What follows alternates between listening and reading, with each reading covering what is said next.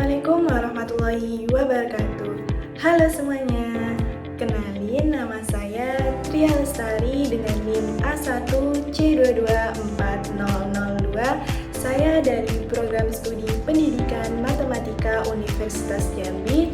Di sini saya akan membahas mengenai materi kesebangunan dan kekongruenan segitiga. Selamat menyaksikan.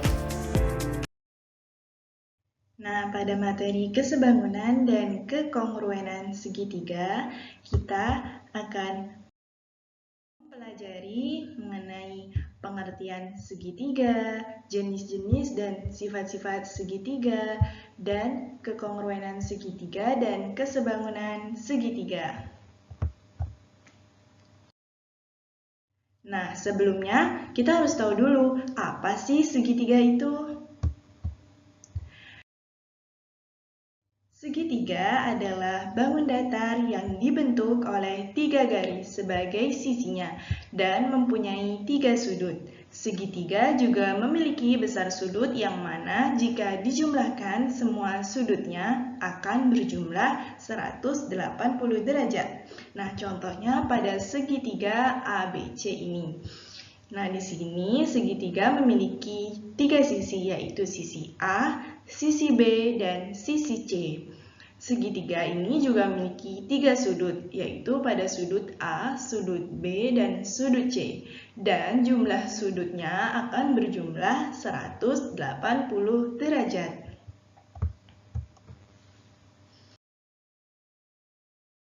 Nah, selanjutnya ada jenis-jenis segitiga. Nah, di sini terbagi menjadi 2. Berdasarkan panjang sisinya dan berdasarkan besar sudutnya. Berdasarkan panjang sisinya, segitiga ini dibagi menjadi 3 jenis. Yang pertama, segitiga sama sisi yang tiap sisinya memiliki sisi yang sama. Yang kedua, ada segitiga sama kaki. Pada kakinya memiliki besaran yang sama.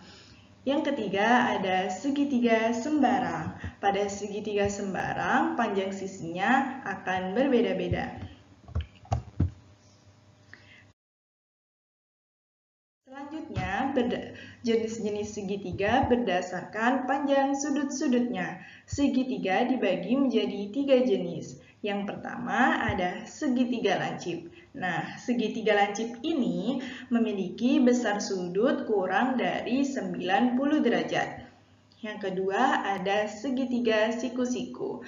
Segitiga siku-siku ini memiliki besar sudut 90 derajat. Yang ketiga ada segitiga tumpul. Segitiga tumpul ini memiliki besar sudut lebih dari 90 derajat dan kurang dari 180 derajat. Selanjutnya ada sifat-sifat segitiga. Nah, sifat-sifat pada segitiga siku-siku adalah besar sudutnya 90 derajat. Nah, pada ketiga sisinya tidak sama panjang atau bisa ada 2 sisi yang sama panjang. Nah, setiap sisi pada pada segitiga siku-siku memiliki panjang yang berbeda. Yang kedua, segitiga sama kaki. Nah, segitiga sama kaki memiliki 2 sisi yang sama panjang dan kedua sudut pada kakinya sama besar.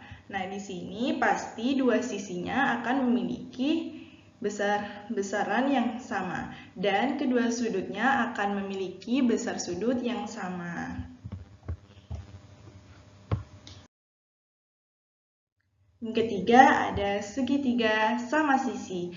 Nah, ketiga sisinya pasti sama panjang dong dan ketiga sudutnya sama besar. Karena sisi pada segitiga sama sisi ini semuanya sama panjang, nah pasti semua sudutnya juga sama besar. Dan segitiga sama sisi ini tiap sudutnya memiliki besar sudut 60 derajat.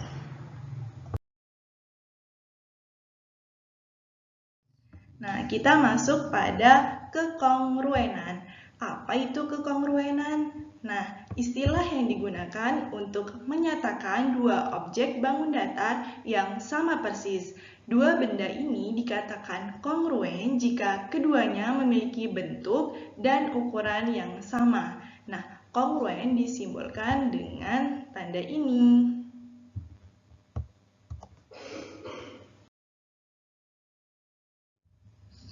Nah, untuk menentukan kekongruenan segitiga, kita harus tahu dulu syarat-syarat kekongruenan. Nah, dua bangun dikatakan kongruen jika memenuhi dua syarat berikut. Yang pertama, sisi yang bersesuaian sama panjang. Nah, maksud dari sisi yang bersesuaian sama panjang ini, seperti misalnya ada dua segitiga di bawah ini, sisi AB bersesuaian dengan sisi KL, memiliki panjang yang sama. Yang kedua, ada sudut yang bersesuaian sama besar. Seperti pada segitiga di bawah ini, pasti sudut A dan sudut K akan sama besar. Begitu pula pada sudut B dan sudut L. Begitu juga dengan sudut C dan sudut M. Jadi dapat kita katakan segitiga ABC kongruen terhadap segitiga KLM. Nah, kekongruenan dua segitiga. Nah, khusus kekongruenan segitiga, sebenarnya kita nggak perlu cek semua sisi dan sudutnya yang bersesuaian, teman-teman. Cukup penuhi salah satu dari kelima kondisi berikut, maka dua segitiga tersebut kongruen. Nah, pada kondisi pertama, ketiga sisinya sama. Kalau kita bisa pastikan semua sisinya sama panjang, maka dipastikan segitiga ini pasti kongruen. Teman-teman nggak perlu nih cek sudutnya lagi. Jadi kalau disimpulkan itu menjadi sisi. Oke, untuk kondisi yang kedua, jika ada dua sisi dan sudut yang diapitnya ini sama, dia juga udah kongruen. Jadi ada sisi, sudut, dan sisi. Nah, untuk kondisi yang ketiga, jika ada dua sudut dan sisi yang menghubungkannya sama, berarti dia juga udah kongruen. Jadi dia ada sudut, terus ada sisi yang menghubungkan, kemudian ada sudut. Nah, kalau polanya seperti ini, berarti dia juga udah kongruen. Next, untuk kondisi yang keempat, jika ada dua sudut dan satu sisi yang sama, berarti dia juga udah kongruen. Jadi cukup ada dua sudut nih, sudut, terus ada sudut, dan kemudian ada satu sisi. Berarti dia juga udah kongruen. Nah, untuk kondisi yang terakhir ini khusus untuk segitiga siku-siku. Jadi, sisi miringnya ini dan salah satu sisi lainnya ini udah sama, berarti dia udah kongruen. Jadi cukup ada satu sisi miring dan satu sisi lain yang sama, dia akan kongruen. Nah, jadi seperti itu untuk menentukan kekongruenan dua segitiga. Nah, masuk pada bagian kesebangunan. Nah, dua benda akan dikatakan sebangun jika keduanya memiliki bentuk yang sama. Nah, pada syarat sebangun ini, sudut yang bersesuaian sama besar. Nah, maksudnya ini seperti sudut C. Sudut C ini akan bersesuaian sama besar dengan sudut R. Oke, yang kedua itu ada perbandingan sisi yang bersesuaian sama besar. Perbandingan sisi yang bersesuaian harus sama ini, seperti contohnya pada sisi B ini akan bersesuaian dengan sisi Q. Nah, seperti itu.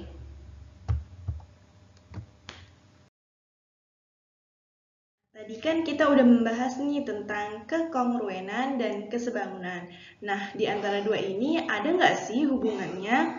Nah, untuk yang kekongruenan, sudut bersesuaian harus sama besar. Nah, pada kesebangunan ternyata sudut bersesuaian juga harus sama besar. Jadi, pada kekongruenan dan kesebangunan, sudutnya harus bersesuaian sama besar.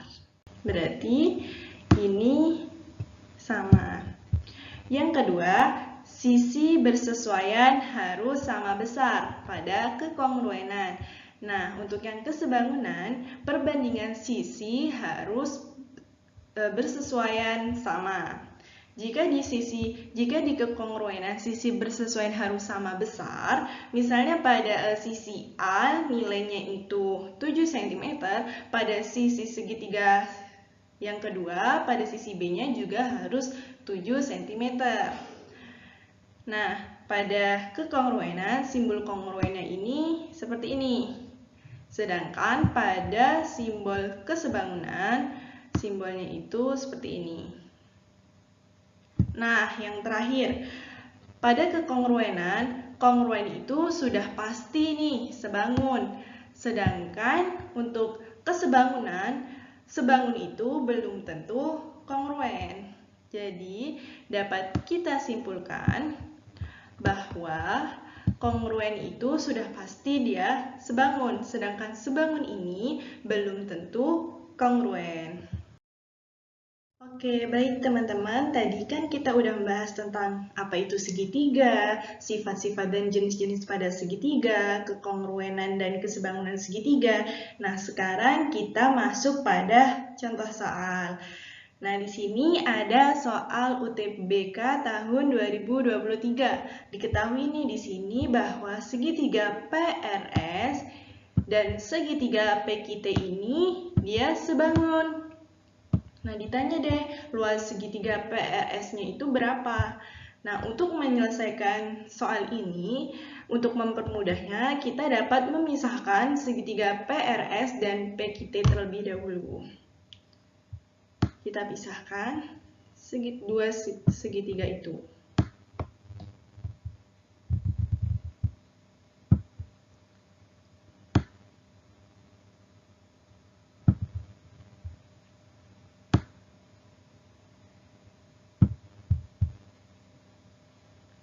Sini sudut P. Nah, siku-sikunya itu di sudut R. Kita gambar segitiga PQT.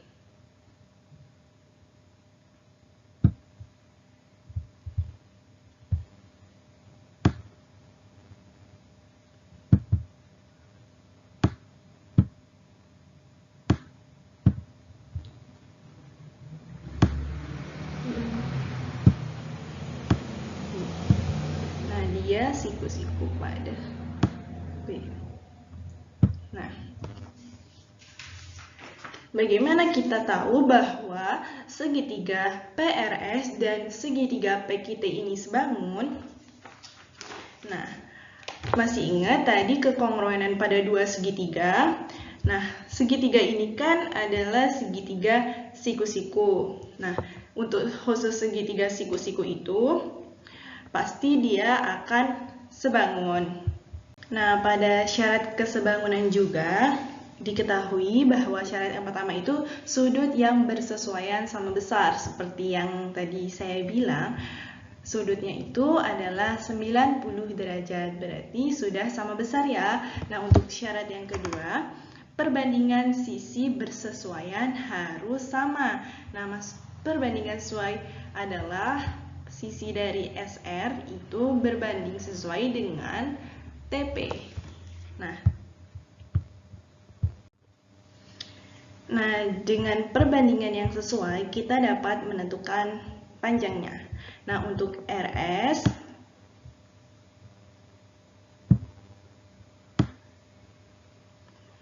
dia akan berbanding dengan bagian dari TP ini.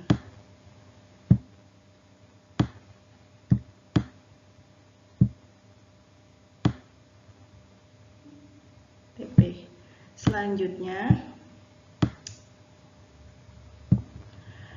RP, sisi RP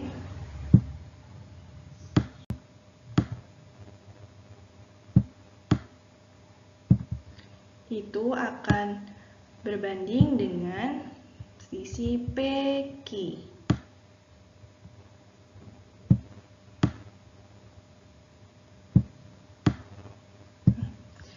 Dan sisi yang terakhir, sisi SP,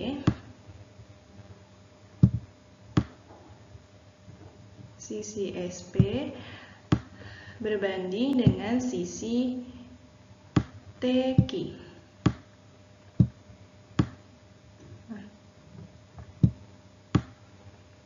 Oke. Nah, di sini kan sudah ketahui nih perbandingan sisinya, tinggal kita masukin panjang setiap sisinya itu berapa. Baik, di sini kita tinggal masukkan berapa sih panjang sisinya. Nah, pada soal itu kan diketahui bahwa titik koordinatnya. Ingat, titik koordinat itu kan adalah X, Y. Nah, X ini kan yang mendatar dan Y ini adalah yang tegak. Nah, jadi untuk panjang dari TP ini kita ketahui panjangnya itu adalah 6. Untuk TP kita ketahui bahwa panjangnya itu 6. Nah, untuk panjang dari PQ ini kan datar nih, berarti panjangnya itu adalah 2.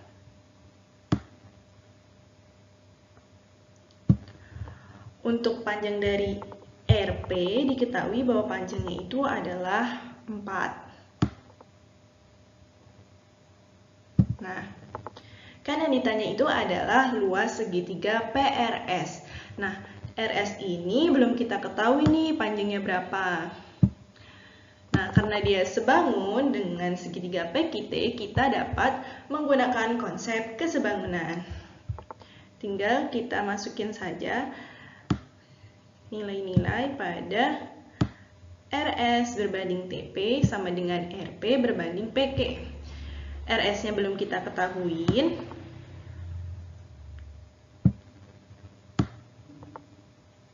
TP-nya tadi udah kita ketahuin. Berapa?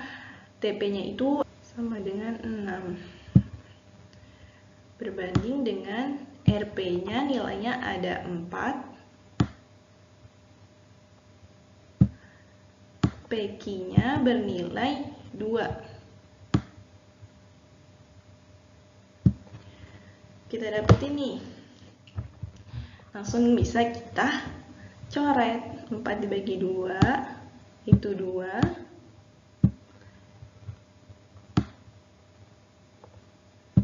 Nah, berarti di sini untuk nilai RS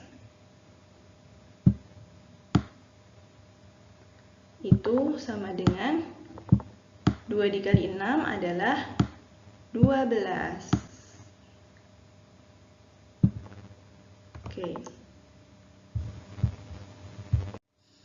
Oke, nilai RS-nya kan udah kita ketahui nih. Nah, jadi tinggal masukin aja ke rumus luas segitiga. Yang kita tahu luas segitiga itu rumusnya adalah setengah dikali alas dikali tinggi. Kali alas kali tinggi. Tinggal kita masukin. Alasnya berapa? Setengah. Kita ketahui tadi alas pada segitiga PRS adalah 4.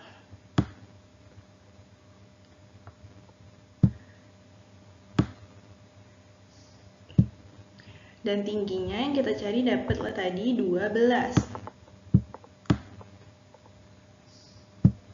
Nah, jadi 4 dikali 12 itu 48. 48 dibagi 2, 24.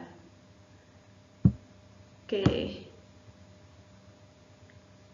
Mudah sekali bukan? Jadi kita dapat luas segitiga PRS adalah 24. Nah, begitu caranya. Oke, lanjut ke soal yang kedua. Ada soal dari KSN Matematika OSK tahun 2021. Diberikan dua buah persegi yang kongruen dan memiliki panjang sisi 6 satuan. Luas yang diarsir adalah, dia menanyakan luas dari bangun yang diarsir ini itu berapa. Nah, di sini kita ketahui nih, panjang sisinya 6 satuan, berarti tiap sisi persegi ini panjangnya itu adalah 6. Nah, di sini kita ketahuin panjang untuk setengah sisinya itu adalah 3. Karena apa? Karena kan kalau dua persegi digabung adalah berbentuk persegi panjang. Nah, pada diagonalnya pasti membentuk satu segitiga. Nah, di sini udah diketahui nih, di sini ada 3 segitiga. Nah, yang pertama udah diketahui nih. Untuk pasti alasnya sudah diketahui dan tingginya juga sudah diketahui. Namun untuk segitiga yang kedua dan yang ketiga ini belum diketahui tingginya berapa. Nah, di sini kita dapat membuat perbandingan. Dua segitiga ini pasti dia sebangun, teman-teman. Dapat kita buat perbandingan pada tingginya itu kita beri nama untuk segitiga ini T2 dan pada segitiga yang kecil ini T1. Jadi T2 berbanding dengan T1. T2 ini nilainya adalah 6. Yang diketahui itu panjangnya 6. Dan di T1-nya ini adalah 3. Nah, dapat kita jumlahkan. Jadi 6 dibagi 3 itu adalah 2. Jadi untuk T2 itu sama dengan 2 dikali T1.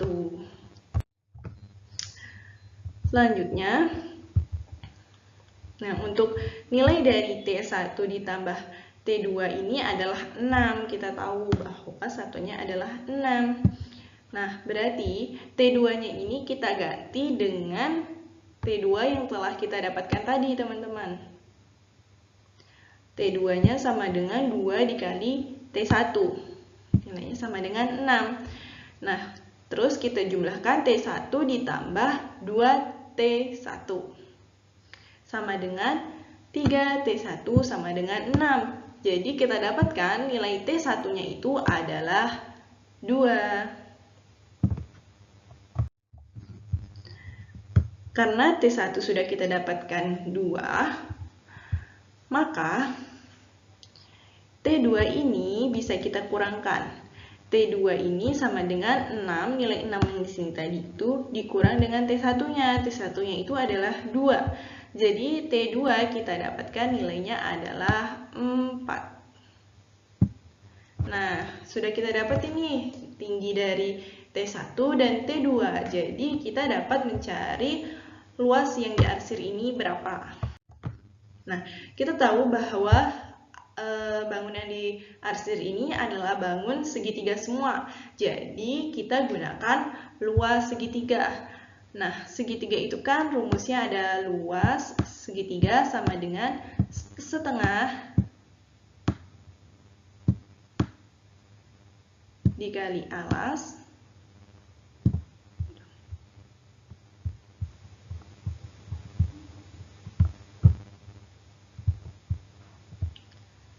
dikali alas dikali tinggi. Nah, untuk segitiga yang pertama ini,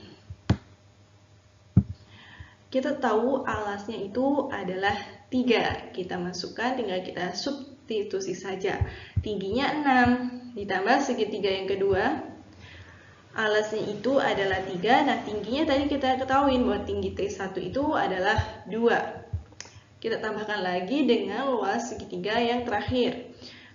Alasnya itu adalah 6, kita masukkan 6. Dan tingginya itu yang tadi kita cari itu adalah 4.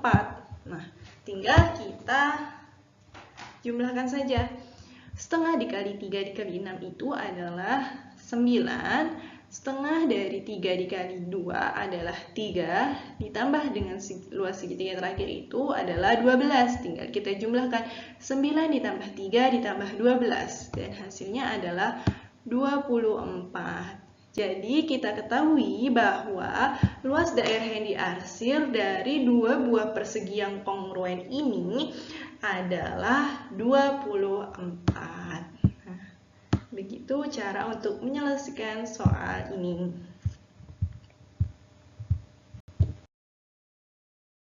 Jadi begitulah materi mengenai kesebangunan dan kekongruenan segitiga. Semoga dari video saya tadi dapat membantu teman-teman semua.